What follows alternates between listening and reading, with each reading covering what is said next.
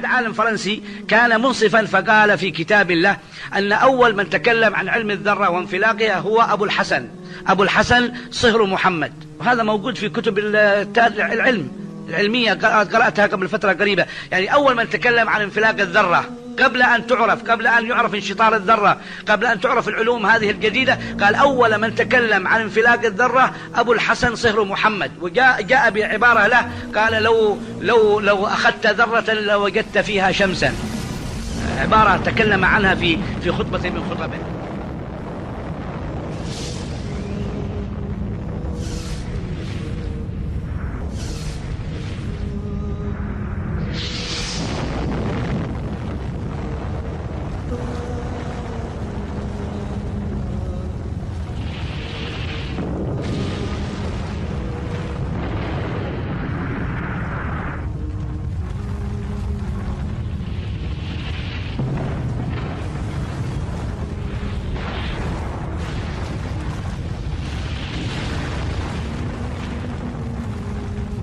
تمتلك الصين 30 محطة للطاقة النووية، لكن تقارير للرابطة النووية العالمية تشير إلى أنها تسعى لامتلاك 400 محطة بحلول عام 2050 بتكلفة مادية تتجاوز تريليون دولار، وبطاقة توليد تصل إلى نحو 350 جيجاوات.